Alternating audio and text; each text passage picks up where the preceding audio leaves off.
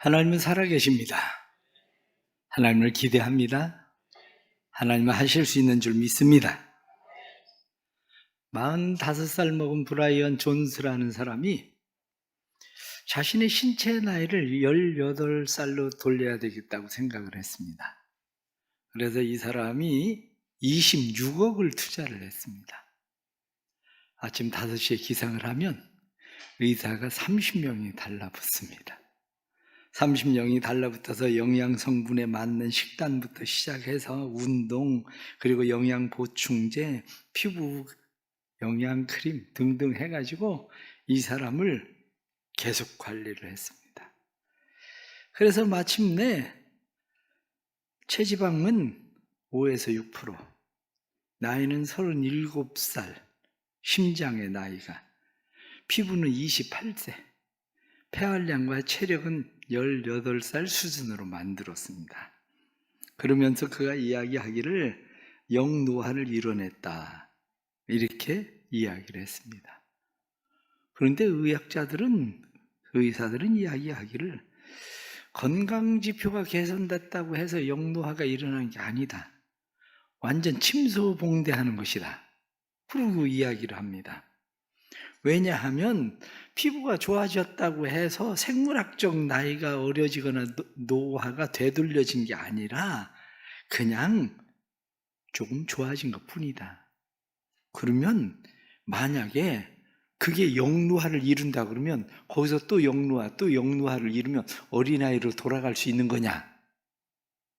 한마디로 거짓말이다, 이렇게 얘기를 한 거예요. 그렇습니다. 말이 안 되는 소리다, 이렇게 가능성이 없는 이야기다, 의사들은 그렇게 이야기를 해요. 의외로 사람들은 착각을 합니다. 영노화가 일어나고 그리고 18살로 된 것처럼. 그러나 그렇지 않다는 거예요. 오늘날 그리스도인들 가운데에 구원받고 거듭난다는 거에 대해서 종종 착각하는 사람들도 있습니다. 왜냐하면 내가 교회를 다니면서 내 상태가 좋아지니까 부부싸움 5번 하다가 3번밖에 안 하고 2번밖에 안 하고, 그러니까 나 구원받았나? 이렇게 생각할 수도 있어요. 내 마음에 미워하던 마음이 사라지고 이제 조금 사랑하는 마음이 생기니까 나 구원받았나? 아니면 교회 열심히 나오고 교만하던 마음이 이제 조금 겸손해지고 성경도 읽고 싶은 마음이 생기고 마음도 평안해지고, 그러면 사람들은 나 구원받았나? 라고 생각할 수도 있습니다. 그러나 다시 질문을 던져보세요. 거듭나셨습니까? 이렇게 질문을 던지면 거듭나는 건 뭐지? 이렇게 생각해요. 그럼 구원받았습니까? 이렇게 얘기하면 구원받은 것도 같아요. 그런데 죽어봐야 알 것 같아요. 이렇게 대답할 수도 있겠죠. 다시 그 사람에게 묻습니다. 예수를 믿습니까? 예수야 믿죠. 그래요? 그러면 당신 안에 예수님이 계십니까? 그러면 어떤 때 있는 것 같고 어떤 때는 없는 것 같고 그렇습니다. 무슨 얘기냐면 거듭나셨습니까? 구원받았습니까? 예수를 믿습니까? 예수님이 당신 안에 계십니까? 그 얘기는 다 같은 얘기예요. 똑같은 얘기거든요. 그런데 우리가 들려질 때에 그 이야기가 다르게 들려지는 것 뿐이죠. 반대로 어떤 사람은 그런 생각을 갖게 됩니다. 그래도 전에는 내가 조금 착하게 살려고 했던 것 같은데 요즘은 어떻게 내 마음과 생각이 좀 상태가 안 좋아. 요즘은 죄를 짓고 그러는 것이 이러다 이거 지옥 가는 거 아니야? 이렇게 생각하기도 합니다. 왜? 그것이 거듭나지 않은 것처럼 사람들이 생각할 수도 있거든요. 그러나 오늘 성경에 나타난 말씀을 좀 더 다시 자세히 살펴보십시오. 니고데모라는 사람이 예수님을 찾아왔습니다. 그 사람은 유대인의 관원이에요. 바리새인이에요. 그러니까 그는 부활이 있다고 믿는 사람입니다. 이 사람이 예수님을 찾아왔을 때 대낮에 찾아온 게 아니라 밤중에 몰래 찾아왔어요.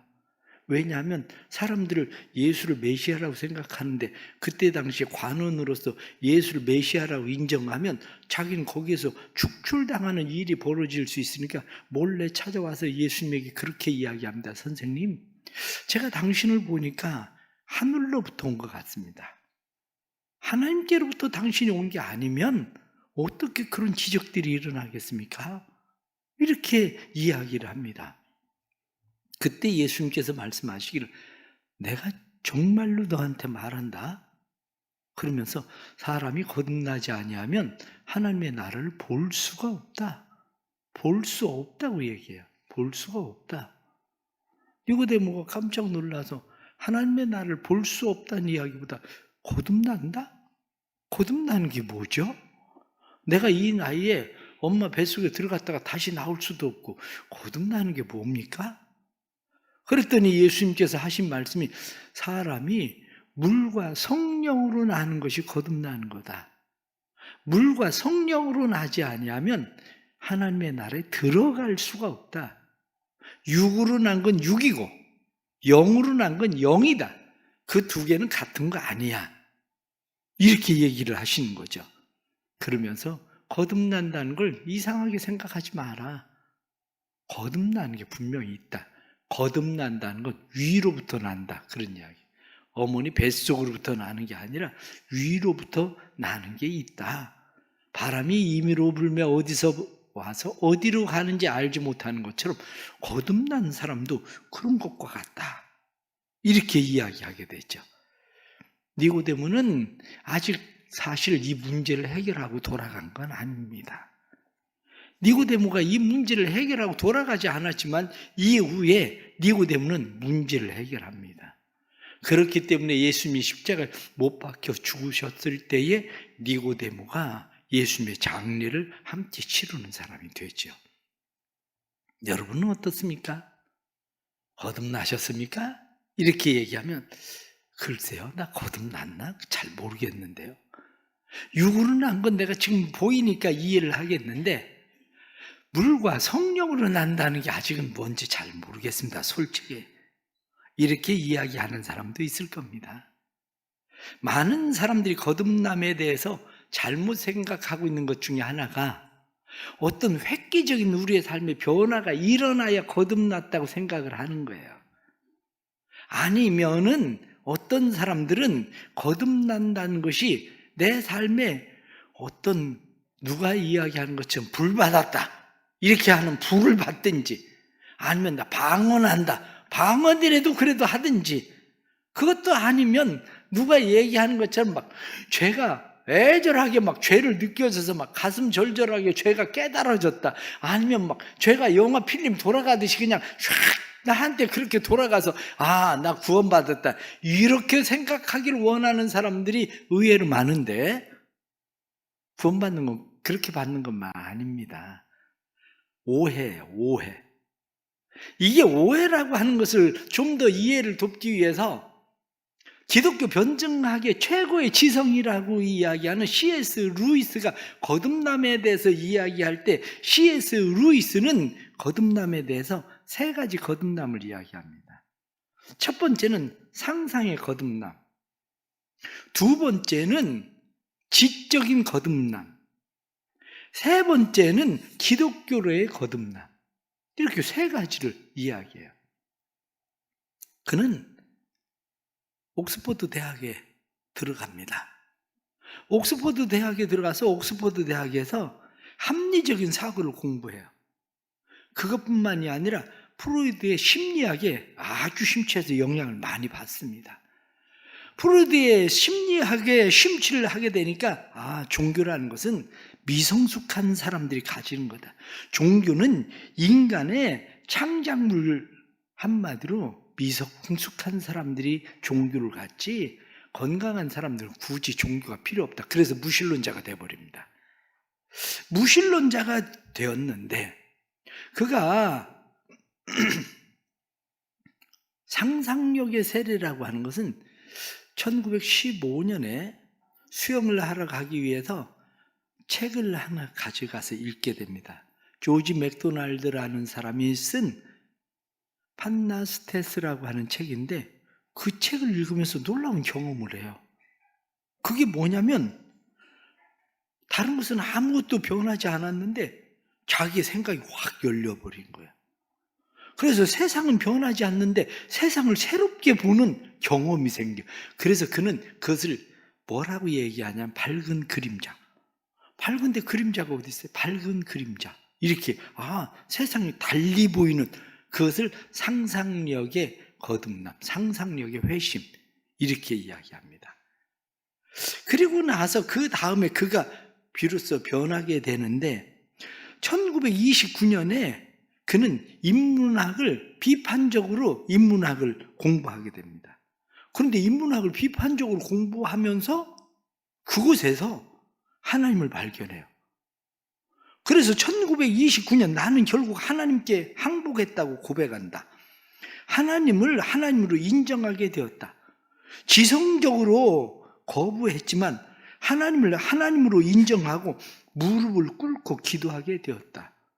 그날의 회심은 영국을 통틀어 가장 맥 빠지고 내키지 않는 회심이었다. 하나님을 하나님으로 인정했는데 이거 완전 맥 빠진 회심이었다는 거예요. 자기에게 그냥 하나님 항복합니다. 하나님이 계십니다. 이렇게 하나님 앞에 회심을 했어요. 그런데 교회는 다니지 않아요. 기독교인이 되지 않아요. 사람들이 그에게 묻습니다. 아니 당신 회심했다며 왜 교회는 안 다니냐? 그러고 이야기했더니 루이스가 하는 얘기가 아니 동물원에 좋다고 동물원에서 하는 사람이 어딨냐? 나는 하나님이 좋은 거지 난 교회 살고 싶지 않다. 난 교회를 다니고 싶지 않다. 이렇게 이야기를 하는 거예요. 그래서 그의 친구였었던 반지의 제왕의 작가인 톱킨하고 그리고 다이슨 이 세 사람이 끝장 토론을 한번 하자 그래가지고 끝장 토론을 합니다. 그런데 셋이 다 만만치 않은 지성인들이라 밤새 얘기해도 끝이 안 나. 이게 끝이 안 나. 그러니까 하는 수 없이 톱킨이 이야기하기를 당신은 신화에 대해서 관심이 많지 않냐. 기독교에 나오는 신화를 다른 신화들하고 비교 좀 해봐라. 비교 연구 좀 해봐라. 그랬더니 루이스가 기독교 신화를 다른 신화하고 연구를 합니다. 그러면서 깨닫게 되는 게 뭐냐면 다른 신화는 다 신화로 끝나는데 어떻게 기독교 신화는 역사가 되는가? 복음서를 읽어보면 기독교 신화가 신화로 끝나는 게 아니라 이게 완전 역사가 돼버리거든요. 그래 마음이 움직이기 시작해요. 그래서 마음에 움직여서 그가 마침내 기독교로 회심을 하는데 그때는 언제냐면 1931년입니다. 1931년에 자기 형과 함께 오토바이를 타고 동물원에 놀러 가요. 동물원에 놀러 갔다가 와서 한 얘기가 무슨 얘기냐면 동물원에 갈 때 자기는 기독교인이 아니었는데 동물원에서 돌아올 때 자기는 기독교인이 되었다. 아니 누가 뭐 어떻게 한 것도 아닌데 동물원에 갔다 오면서 기독교인이 되고 그것도 하는 얘기가 이것 또한 맥 빠진 회심이었다. 그래요. 루이스 같은 사람도 맥 빠진 회심을 합니다. 너무 그렇게 막 엄청난 걸 기대해가지고 막 나한테 막 성령의 불이 임해가지고 막 무슨 이런 변화가 일어나야 나 구원받는 거 아니야 이렇게 생각하는데 꼭 그렇지는 않아요. 그러면 이 역사가 어떻게 일어나느냐, 우리는 어떻게 해야 거듭나게 되는가라고 하는 것에 관심이 많습니다. 교회를 다니고 있는데 거듭남에 대해서 궁금하기는 한데 때로는 답을 못 찾고 있습니다. 그런데 그 이유는 거듭남에 대해서 오해를 하고 있든지 거듭남에 대해서 고정관념을 가지고 있어서 그래요. 거듭남에 대한 오해, 거듭남에 대한 고정관념으로부터 벗어나야 돼요. 거듭난다는 게 뭐냐 이렇게 이야기하면 거듭남에 대해서 이중성을 생각해야 됩니다.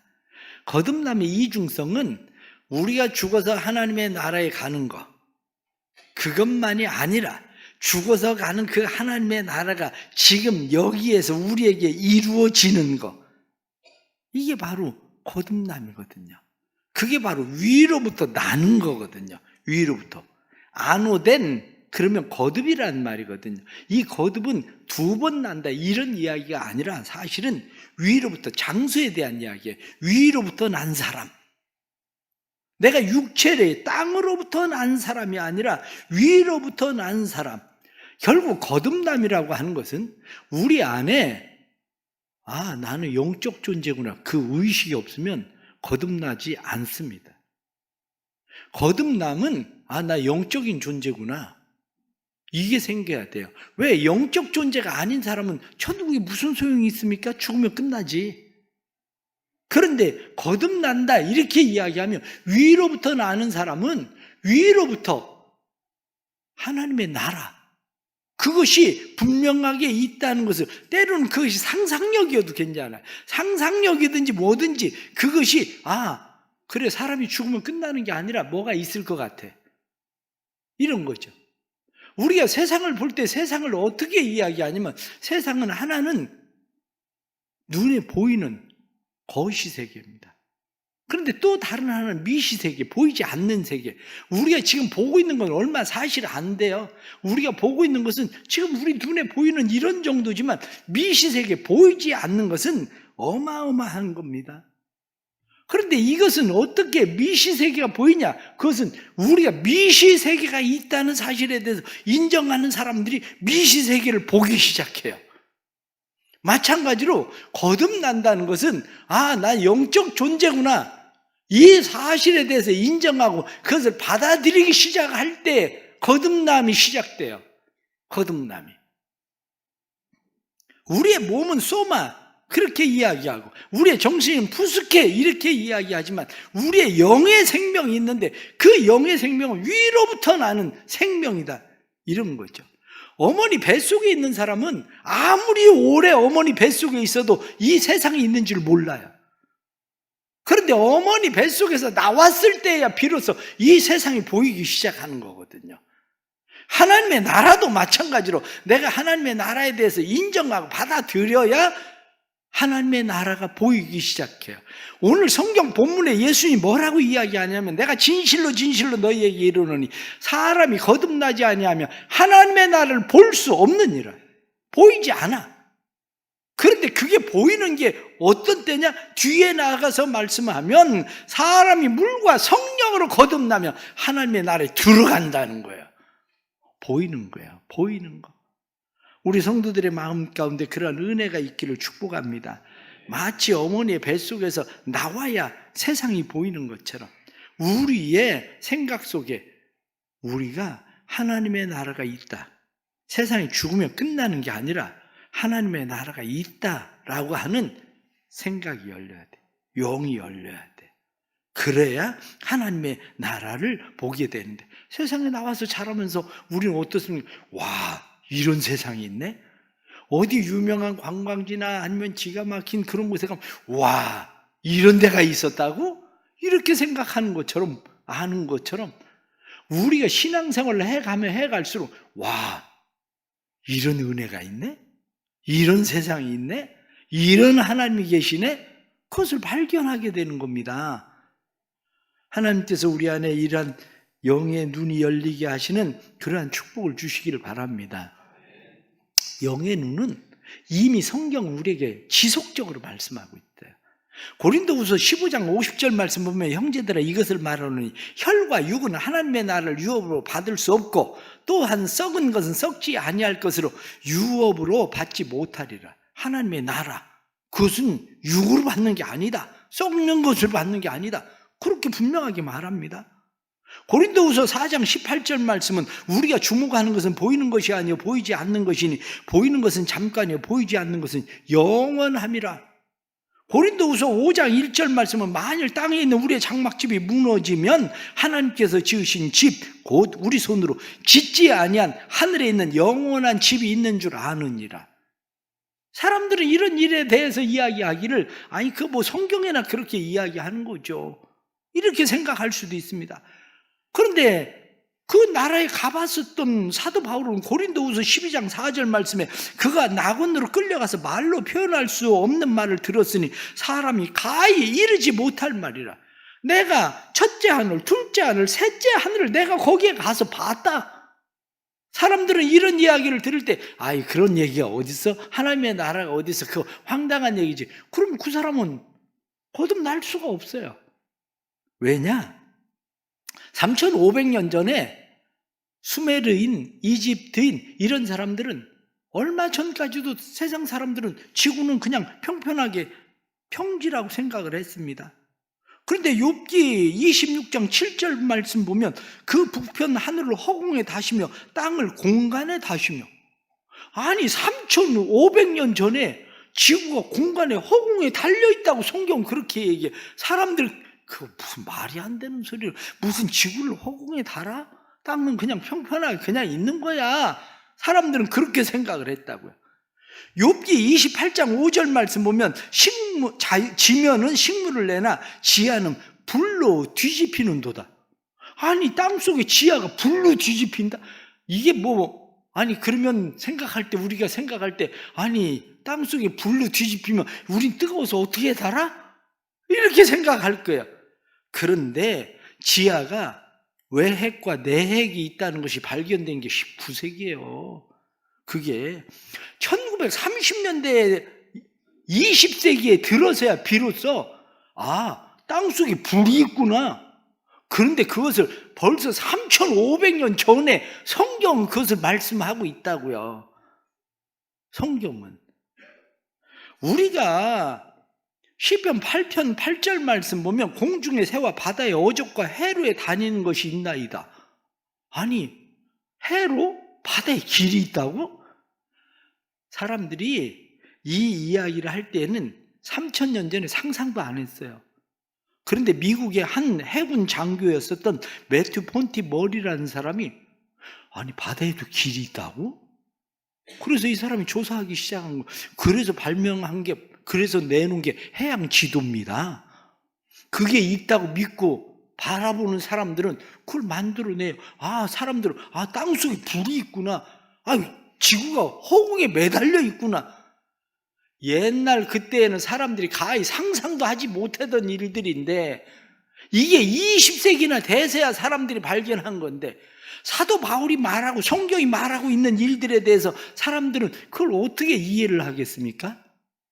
그게 영이 열려야, 다시 말하면 우리의 영이 열릴 때 비로소 깨닫는 거예요. 이게. 그래서 성경 우리에게 무엇라고 말씀합니까? 로마서 3장 25절 말씀해 보니까 예수를 하나님이 그의 아들로 인하여 믿음으로 말미암아 화목제물로 세우셨으니 이는 하나님께서 길이 참으시는 중에 전에 지은 죄를 간과하심으로 자기의 의로우심을 나타내려 하십니다. 우리의 모든 죄를 간과하시려고 예수 그리스도를 보내셨다는 거예요. 요한복음 3장 16절은 하나님이 세상을 이처럼 사랑하사 독생자를 주셨으니 저를 믿는 자마다 멸망치 않고 영생을 얻게 하려 하십니다. 아니 무슨 2000년 전에 죽은 예수가 우리하고 무슨 상관이 있다고? 이렇게 사람들은 생각하기를 바라지만 고린도전서 1장 18절 말씀은 십자가의 도가 멸망하는 자들에게 미련한 것이요 구원을 얻는 우리에게는 하나님의 능력이다. 이 하나님의 말씀이 우리의 상상력, 우리의 생각 속에 그럴 수 있지? 이렇게 돼야 되는데 이게 어떻게 그럴 수 있지? 이렇게 되느냐면 요즘 현대 과학이 그것을 증명한다고요. 현대 과학이 그것을 증명하는데 우리가 살고 있는 미시세계, 거시세계 그것만 아니라 양자 물리학에서 이야기하고 있는 중요한 노벨 물리학상을 탄 것이 뭐냐면 양자 얽힘이란 얘기예요. 양자 얽힘이라는 것은 한쪽에서 입자를 측정하면 어디에 떨어져 있든지 상대편 입자에서도 똑같이 측정되는 결론은 같다는 거예요. 아니 그게 무슨 말이 되나? 여기서 저기서 어떻게 그게 같을 수 있나? 이게 양자 물리학에서 이야기하는 거죠. 그래서 현대 양자 물리학에서는 십자가를 통한 인류의 구원인 하나님의 방법이 결코 신화적이고 맹목적인 믿음을 요구하는 근거 없는 원리가 아니라 십자가를 통한 구원의 역사는 보편 타당성을 가지고 있을 수 있다.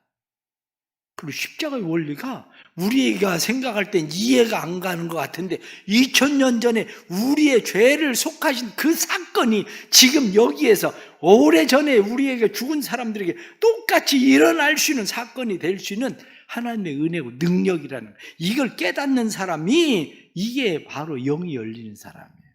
이게. 그것을 성경은 뭐라고 이야기하느냐? 고린도전서 2장 12절은 우리가 세상의 영을 받지 아니하고 오직 하나님께로부터 온 영을 받았나니. 사랑하는 성도 여러분, 하나님의 영이 임하기를 축복합니다. 하나님의 영이 있어야 나 영적 존재구나. 사람이 죽으면 끝나는 게 아니라 하나님의 나라가 있구나. 그걸 알게 된다고요. 그것을. 사람들은 신이 어디서 이렇게 이야기하고 싶어 하지만 미국 캘리포니아 대학의 인지과학센터 소장인 라마찬드란이라는 교수가 연구를 해보니까 양성자 방사 단층 촬영을 해보면 인간의 뇌에 가스폿이 있다는 거예요. 간 모듈. 하나님을 인지하는 거. 그래서 단층 촬영을 해보면 하나님에 대한 이야기를 하면 반응을 해요. 이 뇌가. 동물은 그게 되지 않아. 그런데 인간에게만 하나님의 모듈, 하나님의 영역이 있다. 그렇게 이야기해요. 사랑하는 성도 여러분, 우리가 세상을 살아갈 때에 내 생각이 전부는 아닙니다. 내 생각이 전부가 아니라 로마서 8장 16절 말씀에도 성령이 친히 우리와 더불어 우리가 하나님의 자녀인 것을 증언하시나니. 그렇습니다. 하나님의 영을 받으면 그게 증언돼요.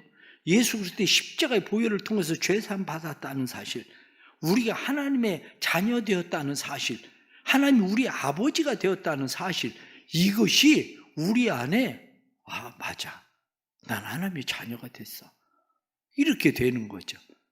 그런데 늘 우리는 종종 궁금합니다.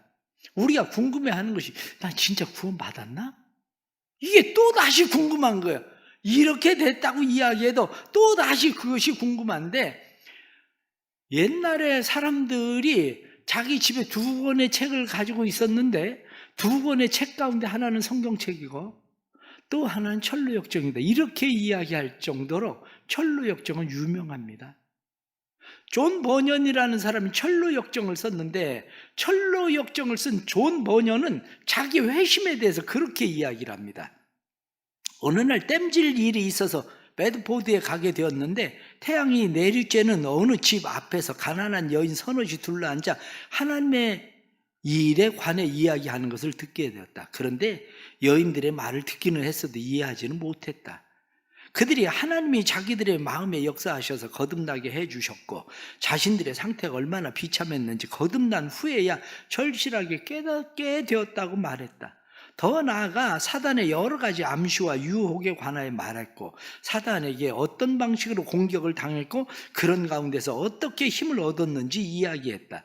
거듭난 뒤에도 마음의 비참함과 불신앙이 여전히 남아있다는 말도 주고받으며 그들의 의가 불결하며 작은 선을 이루기에 불충분하다고 이야기도 했다. 나는 그들의 대화에 기쁨이 배어있다고 생각했다. 그들의 말은 성경적인 확신에 차 있었고 그들의 표정에도 은혜 받은 표시가 역력해서 마치 새로운 세계를 발견한 것처럼 보였다.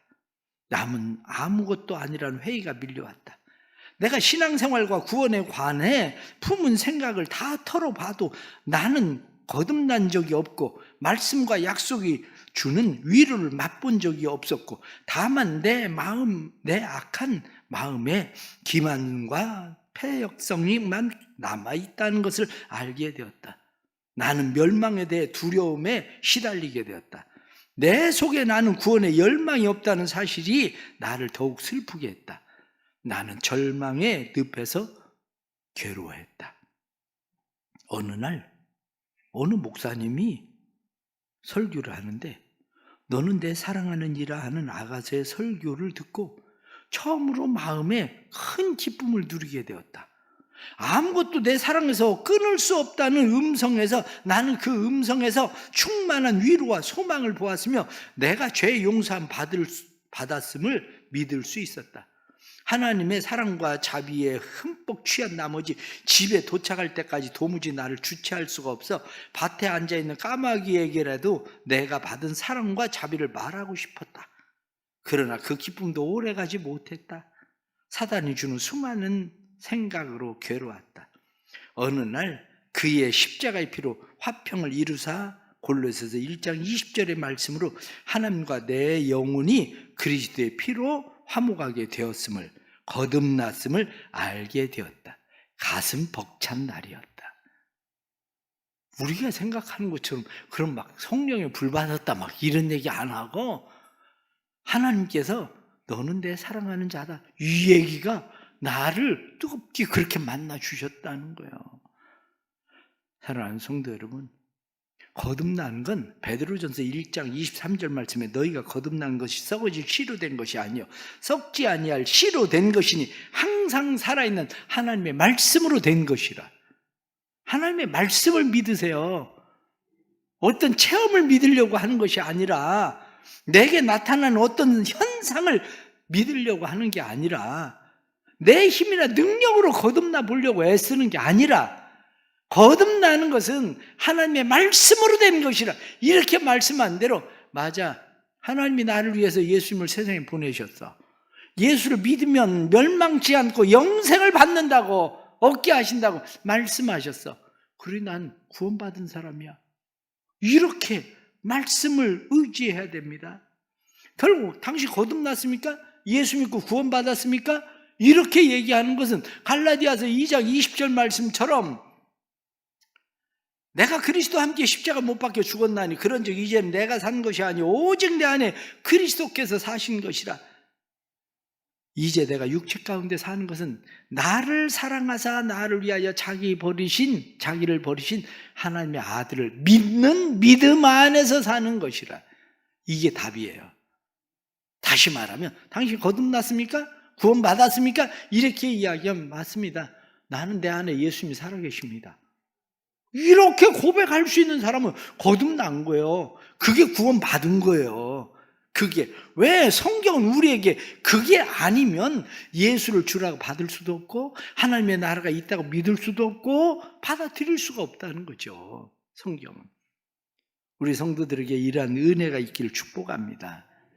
거듭남의 결과로 나타나는 것이 우리가 하나님의 자녀 되는 거고 죽으면 하나님의 나라에 들어갈 수 있는 거고 우리가 그리스도의 사람이 되고 우리가 죽으면 우리의 몸이 부활하고 전에 좋아하던 육체적인 그러한 것들이 세속적인 것들이 내가 싫어지기 시작하고 그런 것들이 내 삶에서 거부되고 그것이 끊어지기 시작하고 내 삶에 하나님의 인도하심을 받기 때문에 내 안에 그리스도의 평화가 찾아오기 시작하고 내 삶에 하나님의 은혜가 있다는 것을 깨닫는 것, 이게 구원받은 사람들이 살아가는 삶에 일어나는 현상이라고요. 우리 사랑하는 성도 여러분, 우린 그리스도와 함께 십자가 못 박혀 죽었습니다. 그리스도와 함께 십자가 못 박혀 죽은 사람은 거듭난 겁니다. 아니 그럼 목사님 또 죄를 짓는 사람은 어떻게 해요? 아니 또 죄를 지어서 마음 가운데 아니 나 구원받았나 이 생각이 또 들어오는데 그러면 어떻게 해요? 어렵지 않습니다. 그 생각이 들어오면 또 죄를 지으면 너 하나님의 사람이잖아. 너 하나님의 사람아. 하나님의 사람인데 그렇게 살면 되겠니? 하나님의 사람인데 다시 시작해야지. 다시 끊어야지. 이게 바로 우리 안에 들어오는 거예요. 전에는 내가 그 죄를 이길 수 있는 힘이나 능력이 없었어요. 그런데 지금은 내게 주시는 힘과 능력이 있어서 우리가 주님의 십자가를 의지하면 넉넉히 이기느니라. 성경에 말씀한 것처럼 넉넉히 이길 수 있는 힘과 능력이 우리 안에 있는 거죠. 우리 사랑하는 성도들, 구원의 확신이 흔들리지 않기를 축복합니다. 만일 마음 가운데 구원의 확신이 없거든 이 시간 고백하십시오. 주님 내 안에 들어오십시오. C.S. 루이스가 하나님 항복합니다 그러는 것처럼 하나님 항복합니다. 하나님 없으면 아무것도 아니에요. 하나님 항복합니다. 나를 자녀 삼아주세요. 내가 예수를 믿습니다. 그리고 하나님 앞에 항복하고 내 삶을 하나님 앞에 드립니다. 맡기고 살아보세요. 그러면 우리가 살아가는 삶 속에서 하나님의 은혜가, 이걸 은혜라는구나, 이게 하나님이 나와 함께 하심이라는 거구나, 여유와 평강과 희락이 우리의 삶 속에 있다는 것을 경험하게 될 겁니다. 우리 성도들에게 이 새 생명의 은혜가, 거듭남의 생명이 우리 성도들의 삶에 일어나길 주의 이름으로 축복합니다. 하나님 아버지, 거듭나고 싶습니다 고백하는 사람들, 볼지어다 내가 문 밖에 서서 두드리노니 누구든지 내 음성을 듣고 내 마음의 문을 열면 내가 그에게 들어가 그와 더불어 먹고 마시리라 하셨으니, 하나님 항복합니다. 하나님 내 안에 들어오십시오. 나를 다스리고 통치해 주옵소서. 고백하는 사람들마다 구원의 역사가 일어나게 해 주옵소서. 하나님의 자녀됨에 확신이 생기게 하시고, 죄사함에 확신이 생기게 하시고, 죄를 이길 수 있는 힘과 능력이 생기게 해 주셔서 주님과 함께 세상을 이기게 해 주옵소서. 사랑하는 성도들을 주의 이름으로 축복합니다. 하나님의 나라가 이 땅에서 누려지게 해 주옵소서. 양자 물리학에서도 양자 얽힘의 현상을 이해하는데, 우리가 이곳에서 기도하면 우리의 기도의 저 건너편에 하나님 일하심을 믿습니다. 예수님께서 말씀만 하셔도 병든 자가 고침을 받던 것처럼 우리의 삶에 하나님의 일하심을 경험하게 해주시고, 믿음의 역사들이 삶의 일어남을 체험하게 해주셔서 하나님이 우리의 하나님 되심을 고백하게 해 주옵소서. 예수님의 이름 받들어 기도드리옵나이다.